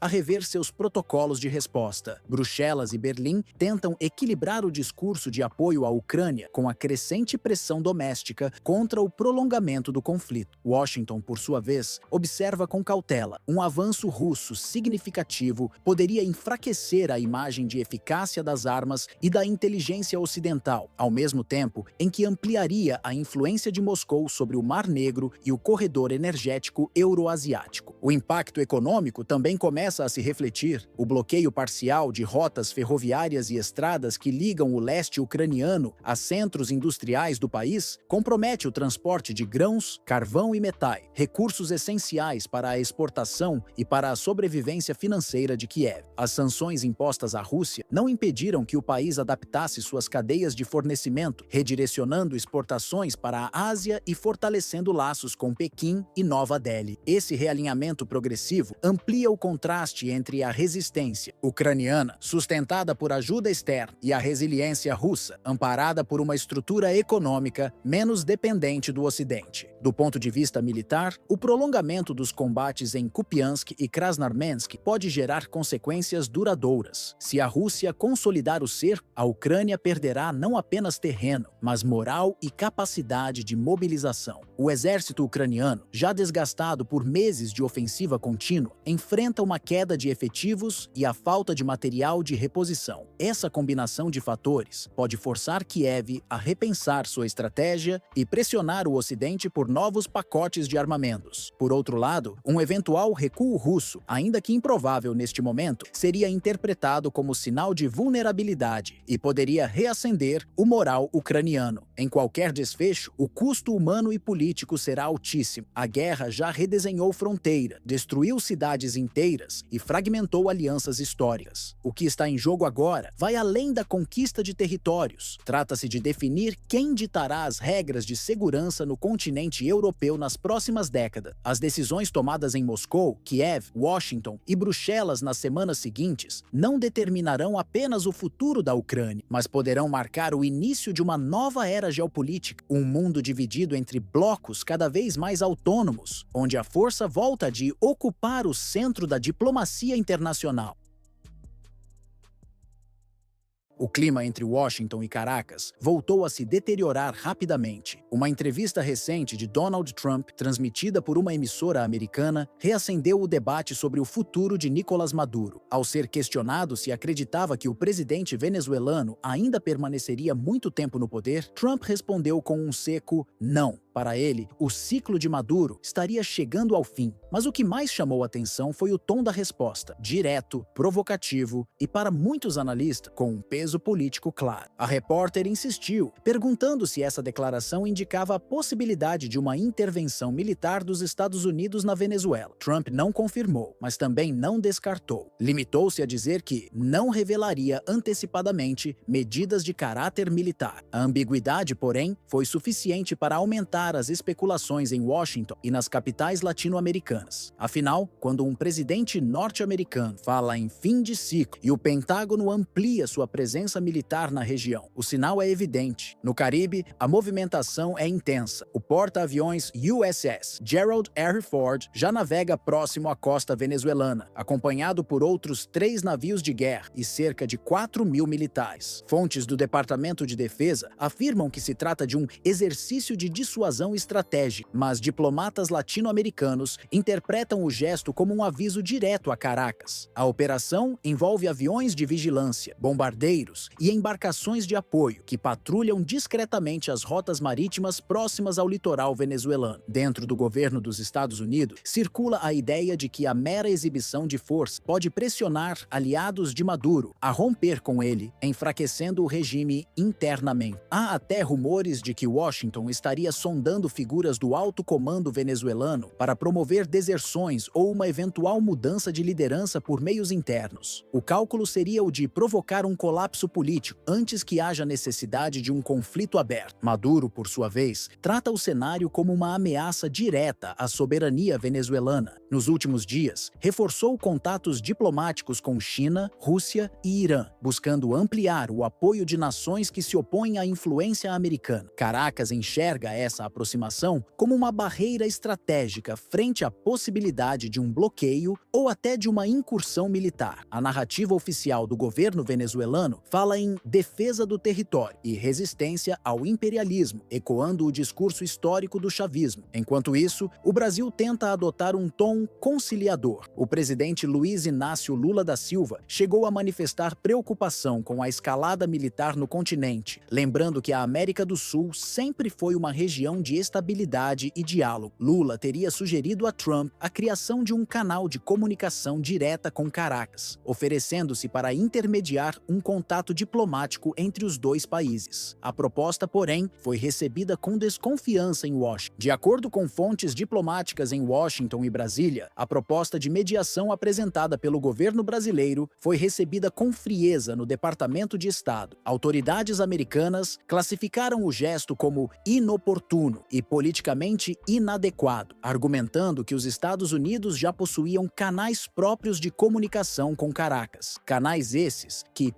ironicamente, foram encerrados há poucos meses em meio a divergências internas sobre a melhor forma de lidar com o regime de Nicolás Maduro. Para a ala mais influente da política externa americana, liderada por senadores como Marco Rubio e Lindsey Graham, a via diplomática já se esgotou. Na avaliação desse grupo, qualquer transição política na Venezuela ocorrerá apenas sob pressão militar direta ou colapso interno do governo chavista. Essa linha dura, apoiada por setores do Pentágono e por consultores ligados ao antigo Conselho de Segurança Nacional, defende o uso da força como ferramenta legítima de reordenação regional. Em discursos recentes, Rubio chegou a afirmar que negociar com ditaduras é premiar a repressão, numa clara sinalização de que o caminho para Caracas não será o diálogo, mas o isolamento. Essa postura, no entanto, vem criando desconforto entre os aliados tradicionais dos Estados Unidos na América do Sul e na Europa. Fontes diplomáticas brasileiras e espanholas avaliam que a falta de abertura norte-americana enfraquece qualquer tentativa de consenso regional, sobretudo em um momento em que o continente enfrenta um delicado equilíbrio entre crises migratórias, disputas energéticas e instabilidade política. Em Brasília, a avaliação é de que o endurecimento da Casa Branca coloca o Brasil em uma posição difícil. O Itamaraty teme que a escalada de tensões no Caribe e no norte da América do Sul possa desestabilizar a zona de paz construída desde o fim das ditaduras militares. Desde a década de 1980, a América do Sul manteve-se distante de conflitos interestatais, o que faz com que qualquer movimentação bélica próxima às suas fronteiras gere apreensão. Diplomatas brasileiros recordam que o país não reconheceu as últimas eleições venezuelanas, marcadas por denúncias de fraude, desaparecimento de atas e repressão a observadores internacionais, e consideram que isso limita o papel do Brasil como interlocutor confiável tanto para Caracas quanto para Washington. O mal-estar cresceu ainda mais após declarações de funcionários do Departamento de Estado que minimizaram a relevância diplomática do Brasil na mediação. Em círculos diplomáticos latino-americanos, esse gesto foi interpretado como um erro estratégico, já que o Brasil, como maior economia da região e membro do BRICS, mantém canais abertos com Rússia e China, potências que hoje sustentam o governo venezuelano. Ignorar essa influência, afirmam analistas, pode empurrar ainda mais Caracas para o eixo oriental, dificultando qualquer tentativa futura de reconciliação hemisférica. Enquanto isso, a pressão militar americana no Caribe continua a aumentar. Relatórios de inteligência mencionam a presença de submarinos nucleares e aviões de vigilância de longo alcance, operando a partir de bases em Porto Rico e Aruba. O movimento é interpretado como um sinal de que o Pentágono mantém planos de contingência prontos para ação, caso a situação em Caracas saia do controle. Do outro lado, Maduro reforça seus laços com Moscou e Teherã, ampliando exercícios conjuntos e recebendo assessores militares estrangeiros sob o pretexto de cooperação técnica. A América do Sul, que por décadas se manteve distante da lógica dos grandes blocos de poder, volta agora a ser cortejada por agendas de defesa globais. Especialistas em relações internacionais alertam que, se esse impasse continuar, o Caribe poderá se transformar no próximo epicentro da rivalidade entre potências, um espaço estratégico onde se cruzam as rotas energéticas, as bases navais americanas e os interesses russos e chineses em expansão. A região, historicamente vista como uma zona de estabilidade e comércio, começa a assumir contornos de um novo palco de dissuasão global. No meio desse tabuleiro, países como o Brasil, a Colômbia e o México buscam equilibrar pragmatismo diplomático e pressão geopolítica, conscientes de que qualquer faísca no norte da América do Sul poderia reconfigurar todo o cenário estratégico do continente.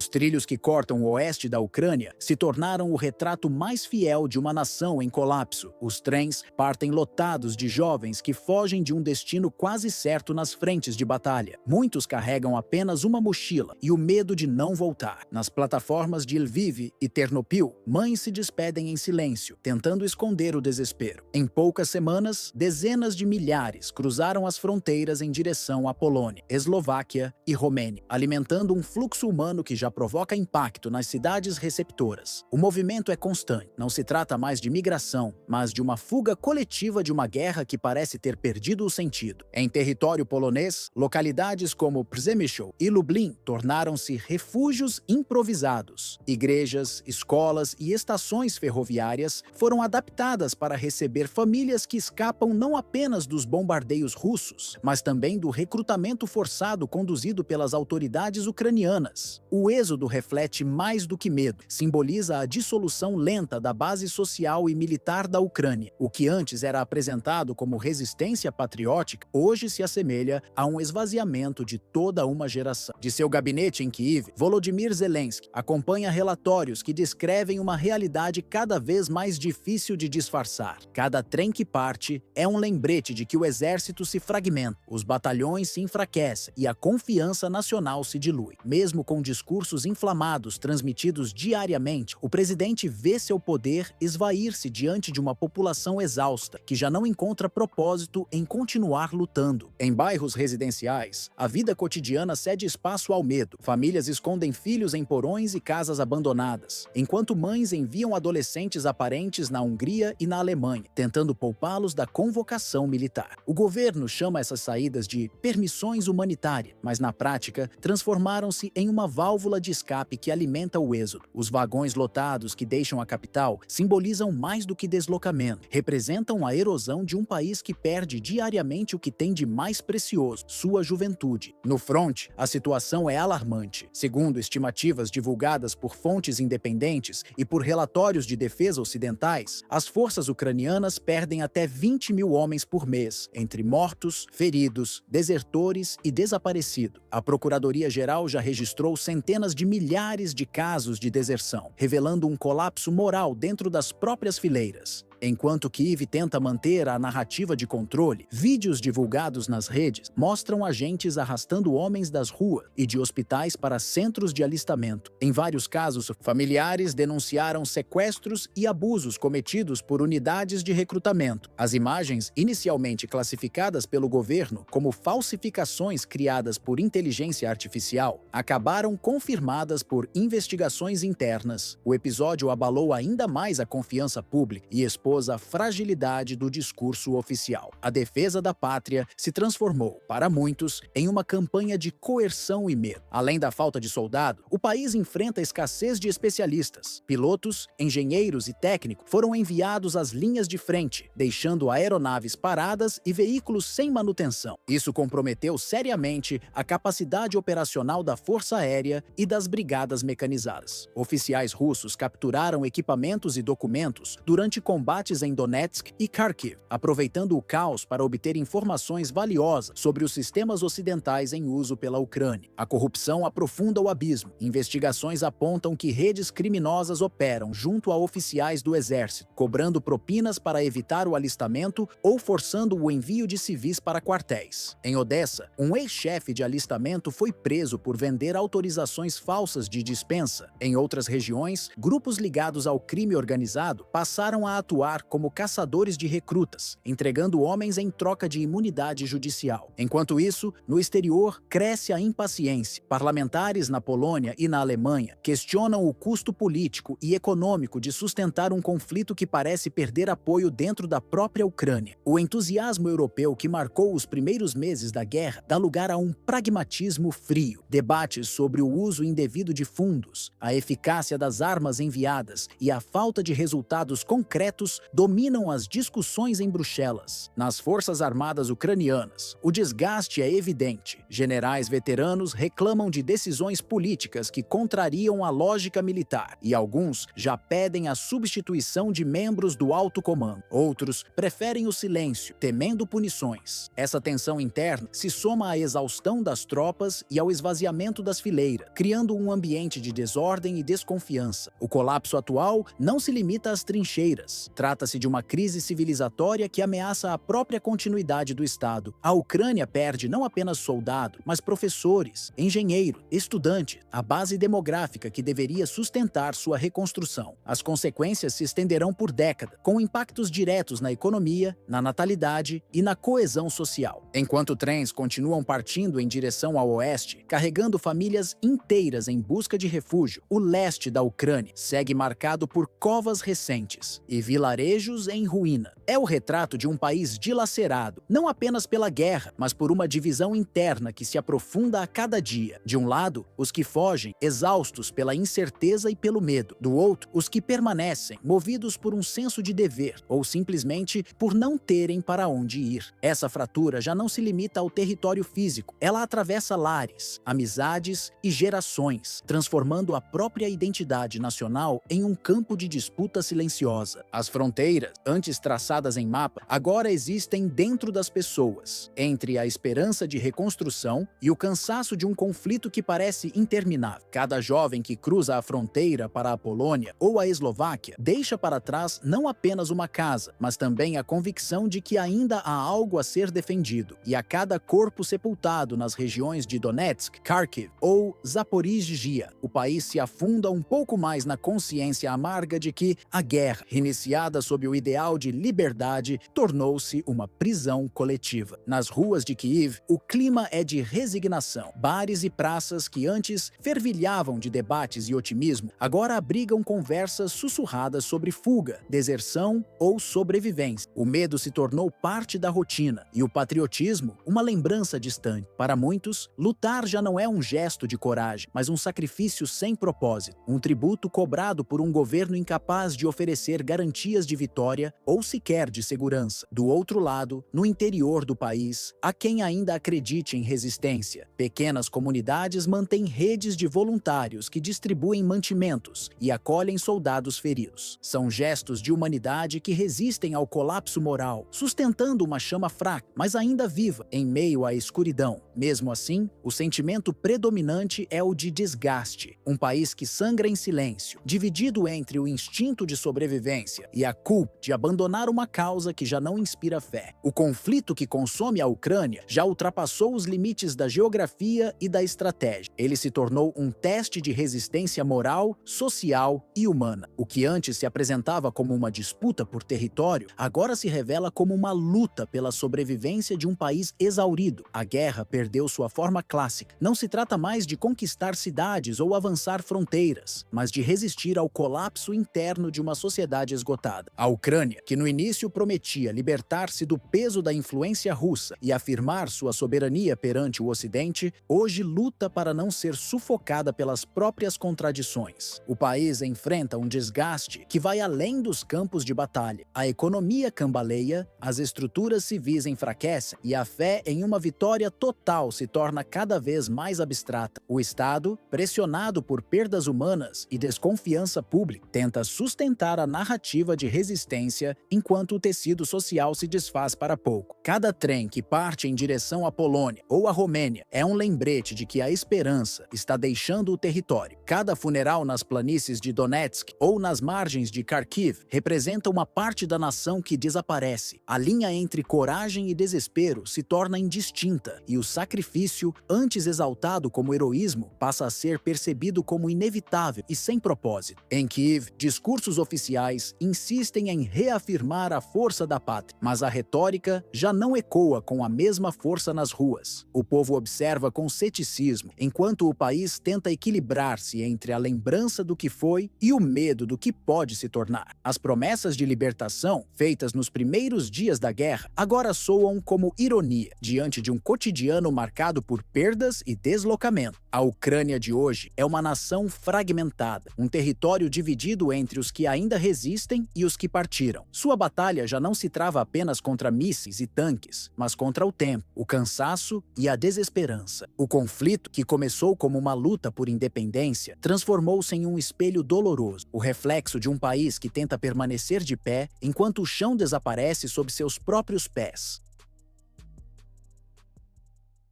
Em Washington, um relatório interno começou a circular entre parlamentares e estrategistas da Casa Branca, revelando um dado que muda o tom da política externa norte-americana. Pela primeira vez em anos, a maioria da população dos Estados Unidos manifesta rejeição clara à ideia de uma nova intervenção militar, desta vez contra a Venezuela. O levantamento, encomendado por um instituto internacional de pesquisa com sede em Londres e divulgado pela Câmara dos Representantes, confirma o que muitos já percebiam.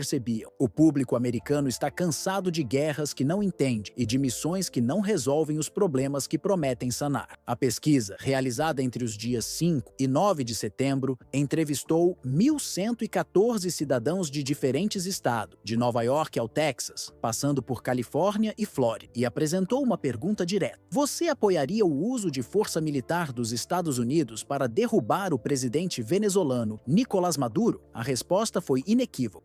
53% disseram não, 18% apoiaram a ideia e 29% permaneceram indecisos. O resultado reflete mais do que um cálculo político. Ele traduz um sentimento coletivo de esgotamento diante das guerras prolongadas que marcaram as últimas décadas, do Afeganistão ao Iraque. O estudo mostra que a sociedade norte-americana vive um processo de introspecção política. A geração que cresceu assistindo à guerra ao terror agora demonstra resistência a novos envolvimentos externos, especialmente na América Latina, região historicamente tratada como área de influência direta de Washington, desde a doutrina Monroe, no século XIX. A mesma nação que um dia acreditou estar exportando democracia, hoje busca resolver seus próprios dilemas internos, inflação, polarização e desigualdade, antes de embarcar em outro ciclo de intervenção. As divisões partidárias ajudam a entender o alcance dessa mudança. Entre os eleitores democratas, 67% rejeitam qualquer ação militar contra Caracas e apenas 8% a apoia. Entre os republicanos, os números são mais equilibrados. 38% se opõem, 34% aprovam e 28% permanecem neutros. Já os independentes, tradicionalmente decisivos competitivos em eleições presidenciais mostraram tendência pacifista ainda mais acentuada. 52% são contra o uso da força, 4% favoráveis e 34% não se posicionaram. Esses dados revelam que, mesmo entre as bases ideológicas tradicionais, não há consenso para sustentar uma intervenção militar na América do Sul. O instituto responsável pelo levantamento, reconhecido internacionalmente e citado por veículos como Reuters, BBC e The New York Times, observa que o desinteresse por novas campanhas bélicas está ligado tanto a fatores econômicos quanto psicológicos. Décadas de operações militares mal-sucedidas deixaram cicatrizes no orçamento federal e na percepção coletiva do eleitor americano. Os custos das guerras no Oriente Médio ultrapassaram trilhões de dólares e resultaram em milhares de mortos e veteranos incapacitados, uma realidade que moldou o novo ceticismo da sociedade. Há também um elemento moral nessa resistência. O estudo aponta que parte do eleitorado vê o discurso intervencionista como contraditório com os valores de soberania e autodeterminação que os próprios Estados Unidos defendem em fóruns internacionais. Além disso, analistas consultados alertam que medidas de pressão política e econômica já vêm causando efeitos devastadores na Venezuela, incluindo 43 mortes extrajudiciais associadas a confrontos e operações de repressão interna. Esses números reforçam o argumento de que mais coerção significaria ampliar o sofrimento civil, não resolvê-lo. O resultado da pesquisa surge num momento de tensão crescente. Em Washington e Bruxelas, o discurso endurece, sanções adicionais são discutidas e membros do Congresso, alinhados a figuras como Marco Rubio, defendem todas as opções sobre a mesa. Em contrapartida, o governo de Joe Biden enfrenta um cenário doméstico de descrédito em relação a aventuras militares herdado das administrações anteriores. Na Venezuela, Nicolás Maduro aproveita o momento para fortalecer o discurso de soberania e denunciar o que chama de cerco econômico e midiático ocidental. Enquanto isso, vozes da oposição venezuelana, como Leopoldo Lopes e Maria Corina Machado, seguem pedindo apoio estrangeiro, mesmo sem respaldo popular expressivo nos Estados Unidos. Paralelamente, cresce a mobilização de grupos civis americanos contrários à guerra. Movimentos progressistas, organizações religiosas e setores acadêmicos vêm publicando manifestos, pedindo que Washington invista na diplomacia e não na escalada militar. Em várias cidades, de Boston a Los Angeles, surgem protestos simbólicos com cartazes pedindo "Hands off Venezuela". A leitura estratégica é clara. O intervencionismo perdeu o apoio social que um dia sustentou políticas como a invasão do Panamá em 1989 ou a guerra do Iraque em 2003. Hoje, as prioridades da população estão voltadas à reconstrução interna, infraestrutura, saúde e estabilidade econômica, e não a novos conflitos internacionais. O eleitorado norte-americano parece compreender que cada intervenção tem um preço que se estende por gerações, tanto em vidas quanto em dívidas. No cenário global, o resultado da pesquisa funciona como um termômetro político. Ele sugere que a hegemonia americana enfrenta um limite interno, o da própria vontade popular. As instituições de poder podem ameaçar, mas já não têm o mesmo aval da sociedade para agir unilateralmente. Em meio à disputa entre Washington, Moscou e Pequim por influência na América Latina, essa mudança de humor público tem peso real, reduz o espaço político para decisões bélicas e força a diplomacia a retomar protagonismo. Ao fim, o estudo traduz mais do que uma estatística. Ele expressa uma virada de mentalidade dentro da própria sociedade norte-americana. O cidadão comum já não quer ver o país envolvido em cruzadas militares com resultados incertos. O que ele pede é previsibilidade, segurança e estabilidade econômica. Depois de décadas arcando com os custos de guerras no Iraque, no Afeganistão e na Líbia, o americano médio quer que cada dólar de imposto financie escolas, estradas e emprego, não comboios de blindados ou mísseis de longo alcance. Esse não à guerra é mais do que uma resposta política, é um reflexo do desgaste moral de um império que começa a não olhar para dentro de si. O eleitor americano parece compreender que a força militar por si só já não garante prestígio internacional nem prosperidade interna. O que antes era visto como demonstração de poder, agora soa como desperdício. E à medida que novas potências emergem, como a China e a Rússia, cresce a percepção de que a era das intervenções unilaterais pode estar chegando ao fim.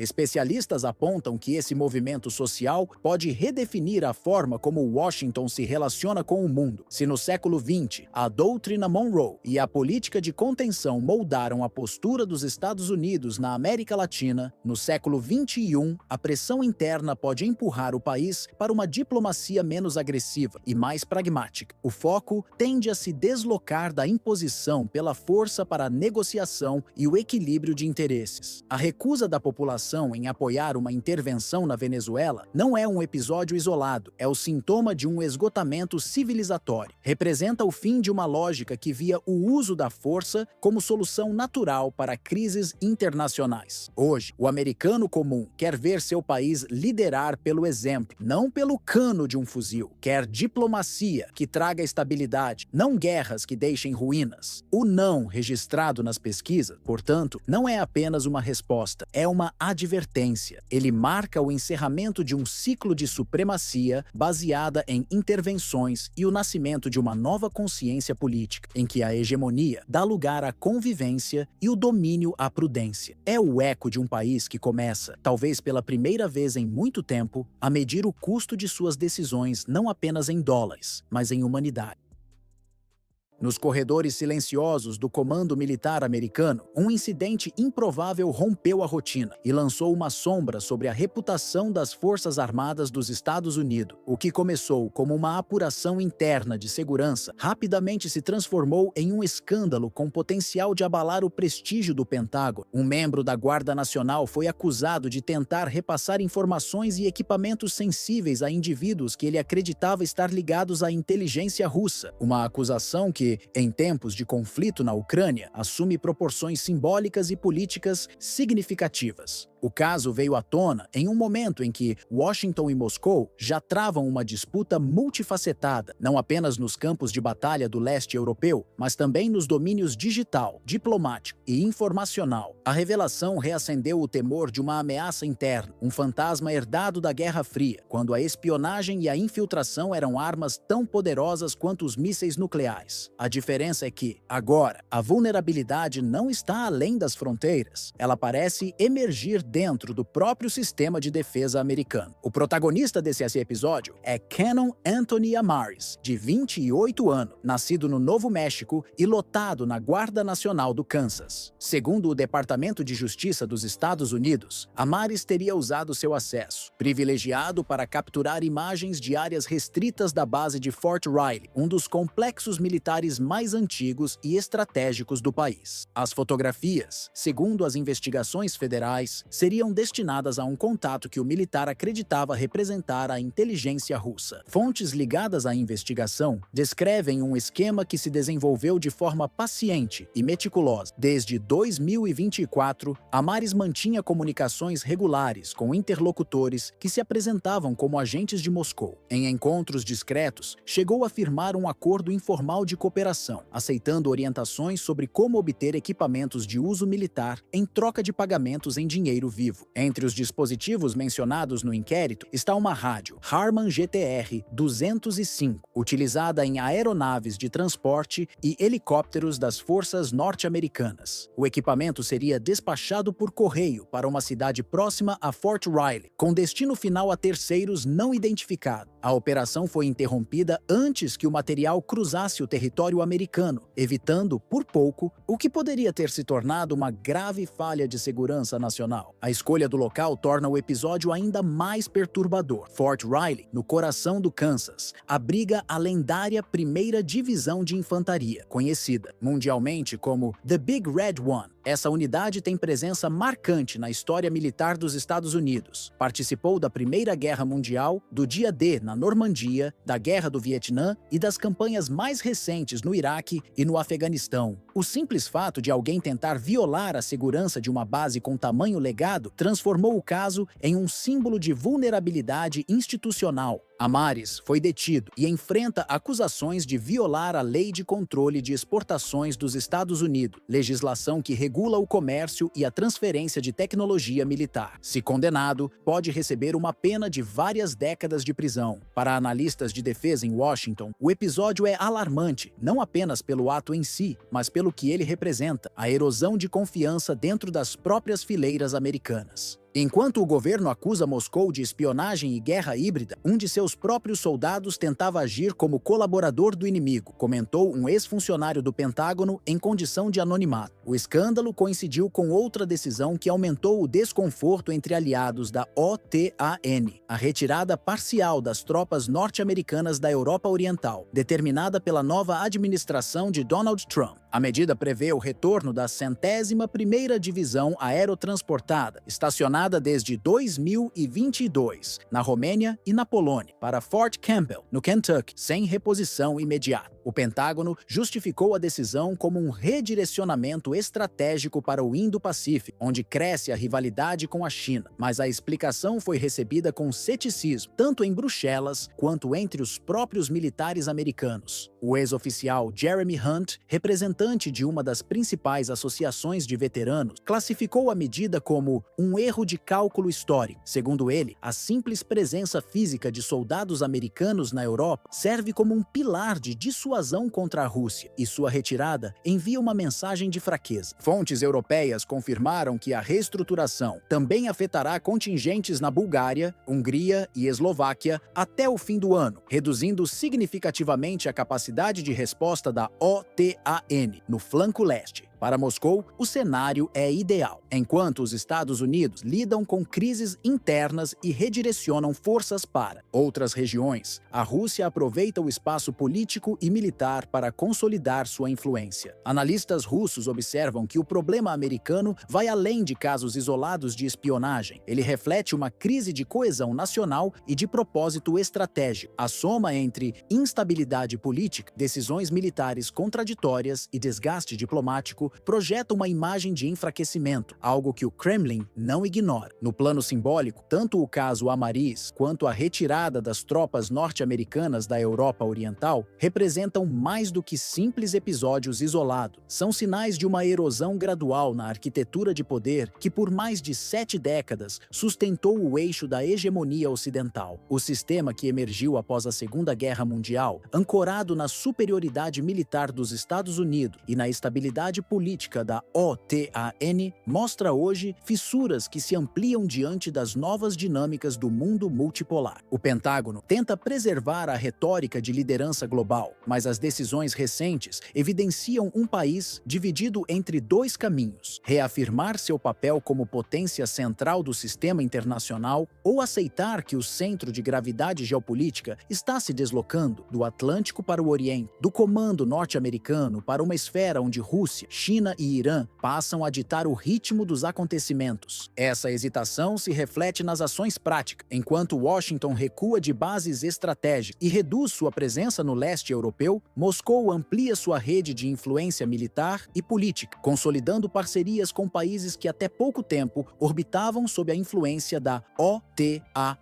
A Rússia não apenas ocupa espaço geográfico, mas também simbólico. Cada retirada americana reforça a imagem de um Ocidente em retração, incapaz de manter o domínio que antes exercia com naturalidade. Em Bruxelas, líderes europeus observam com preocupação o enfraquecimento da coesão atlântica. A desconfiança cresce, especialmente entre os países do leste, como Polônia, Romênia e Lituânia, que temem ser deixados à própria sorte em um cenário de confronto prolongado. Já em Varsóvia, diplomatas alertam que a falta de clareza estratégica dos Estados Unidos pode abrir espaço para negociações diretas entre Moscou e certos governos europeus, fragmentando o consenso da aliança e desafiando o princípio de solidariedade que a OTAN sustenta desde 1949. O caso Amaris, nesse contexto, não é apenas um incidente de espionagem, mas o retrato de um sistema que começa a duvidar de si mesmo. A confiança, pilar fundamental de qualquer estrutura militar, foi abalada não apenas por uma traição individual, mas por uma sensação coletiva de vulnerabilidade. E, quando essa confiança se rompe dentro da potência que sempre se apresentou como guardiã da segurança ocidental, o efeito simbólico se espalha muito além de suas fronteiras. Assim, o dilema ganha contornos mais amplos. A pergunta que ecoa em Washington, Bruxelas e Varsóvia não é apenas sobre quem está recuando, mas sobre quem realmente compreende o novo tabuleiro global. A Rússia age com método e paciência estratégica, o Ocidente com discursos e contradições internas. No fim, o embate já não se limita à geografia militar. Ele se travará no campo da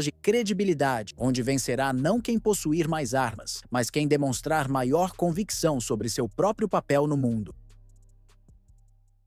A União Europeia se aproxima de uma decisão que pode redefinir as relações de poder no século XXI.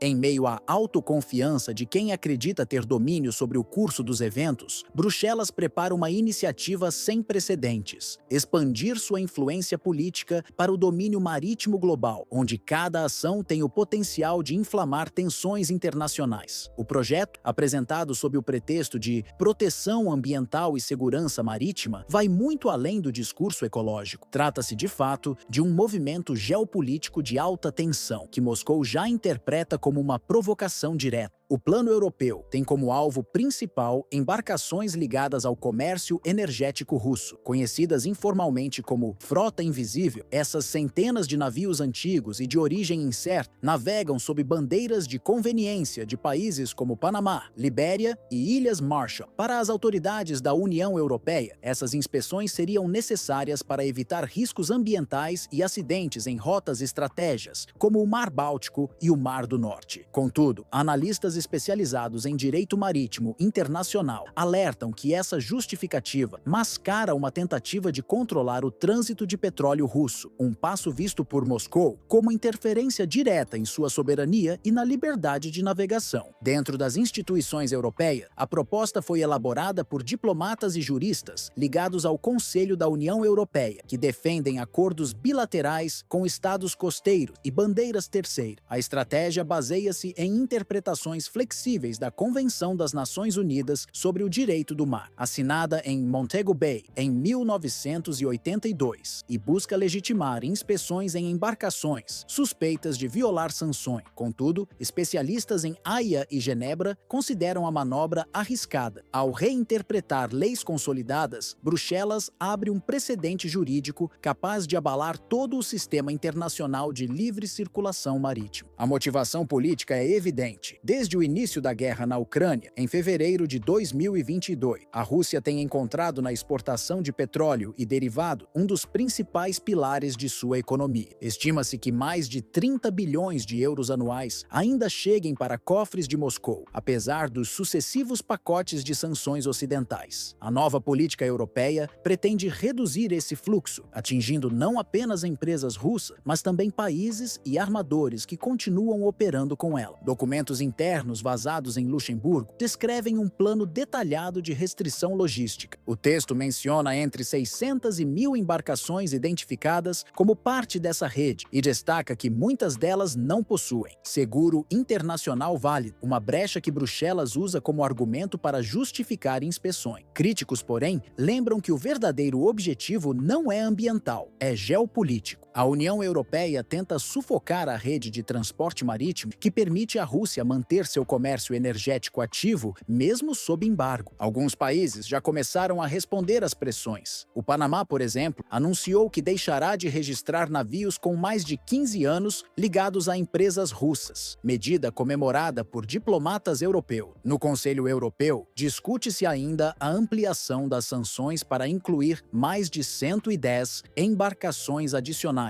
o que elevaria para cerca de 560 o total de navios proibidos de operar em portos do bloco. Além disso, o Parlamento Europeu debate a proibição de reasseguro e assistência técnica a essas frotas, o que na prática inviabilizaria o uso de portos na Espanha, Holanda, Dinamarca e Alemanha. Economistas alertam que esse cerco pode provocar um efeito dominó nas rotas comerciais globais. A interrupção de fluxos marítimos e o aumento nos custos de transporte afetariam países dependentes de energia importada, inclusive dentro do próprio bloco. Regiões como o norte europeu, com destaque para os portos de Roterdã, Hamburgo e Copenhague, já expressam preocupação com o impacto econômico e logístico dessas medidas. Um simples erro em uma inspeção em alto mar ou a detenção acidental de um navio russo poderia gerar uma crise diplomática com efeitos imediatos imediatos sobre o fornecimento de energia e a estabilidade internacional. O fator de segurança também pesa. Em Bruxelas, cresce a narrativa de que parte dessa frota estaria envolvida em atividades clandestinas, como espionagem e sabotagem de cabos submarinos no Mar Báltico. Contudo, investigações conduzidas pela Finlândia e pela Suécia não encontraram provas conclusivas que sustentem tais acusações. Ainda assim, o discurso europeu reforça a necessidade de ampliar operações navais conjuntas, especialmente sob o comando da missão Aspies, que originalmente atuava no Mar Vermelho e agora foi reposicionada para monitorar o tráfego marítimo associado à Rússia. O ambiente político dentro da própria União Europeia reflete divisões profundas. Enquanto países do leste, como Polônia e Lituânia, pedem ações mais duras, membros como França, Espanha e Itália demonstram receio de que a situação saia do controle. O ministro polonês das Relações Exteriores chegou a sugerir que o direito marítimo internacional fosse revisado, permitindo que países com acesso ao Báltico pudessem intervir sem autorização da Organização das Nações Unidas, uma proposta considerada explosiva por diplomatas em Berlim e Paris, que temem uma escalada incontrolável. Moscou, por sua vez, tem enviado mensagens inequívocas. O porta-voz do Kremlin, Dmitry Peskov, declarou que qualquer tentativa de interceptar navios russos em alto mar seria interpretada como ato de agressão, com resposta imediata e proporcional. A Marinha Russa, sob o comando do almirante Nikolai Yevmenov, reforçou sua presença no Ártico, no Mar Negro e no Báltico, monitorando de perto as movimentações navais da Organização do Tratado do Atlântico Norte. O contexto histórico não ajuda a aliviar a tensão. Disputas marítimas sempre foram gatilhos de grandes confrontos, do bloqueio de Cuba em 1962, à crise do Golfo de 1990. Agora, a Europa parece repetir a imprudência de subestimar as consequências de uma provocação em mar aberto. Enquanto isso, o custo político e econômico dessa escalada começa a se refletir dentro do próprio continente. A inflação energética voltou a crescer, a indústria sofre com perda de competitividade e as divisões entre os Estados-membros se aprofundam. Cada nova sanção contra Moscou traz um preço interno que a população europeia sente diretamente no cotidiano, da conta de luz ao custo do transporte. O que se apresenta como uma simples iniciativa ambiental pode, em pouco tempo, tornar-se o estopim de uma crise de proporções imprevisíveis. Uma única inspeção mal conduzida, um navio russo detido em águas internacionais sob o pretexto de segurança marítima, seria suficiente para reacender uma disputa global em torno da liberdade de navegação, um dos pilares do comércio mundial. Moscou já deixou claro que qualquer tentativa de interceptação será tratada como uma provocação direta e responderá com medidas simétricas e imediatas, o que pode incluir o envio de escoltas navais ou a restrição de passagem em rotas estratégicas do Ártico e do Mar Negro. Historicamente, crises marítimas como essa já serviram de gatilho para confrontos muito maiores. Foi assim em 1962, quando o bloqueio naval de Cuba quase levou o planeta à guerra nuclear, e também em 1988, quando navios norte-americanos e soviéticos colidiram no Mar Negro durante manobras de intimidação. Hoje, a União Europeia parece disposta a repetir esse tipo de aposta de alto risco, movida mais pela necessidade política de mostrar força do que por uma estratégia racional de segurança. Analistas de defesa alertam que o risco não está apenas em um confronto militar direto, mas em suas consequências econômicas e diplomáticas. Um incidente no Báltico ou no Atlântico Norte poderia paralisar linhas comerciais vitais, gerar volatilidade nos mercados de energia e colocar em xeque os acordos de transporte marítimo firmados desde a Convenção de Montego Bay, em 1982. A Rússia, com sua vasta presença naval e domínio sobre rotas de exportação de petróleo, teria meios de retaliar rapidamente, inclusive bloqueando embarques de gás e trigo, produtos essenciais para vários países europeus. A história recente deveria servir de advertência. Há pouco mais de um século, a confiança excessiva das potências europeias arrastou o continente para duas guerras devastadoras. Agora, novamente sob a bandeira da defesa de princípios, a Europa parece caminhar para um terreno em que as convicções políticas se sobrepõem à prudência diplomática. Ao insistir em testar os limites de Moscou no mar, Bruxelas corre corre o risco de reacender tensões que o mundo inteiro pagará para conter. E talvez, como tantas vezes na história, tarde demais para voltar atrás.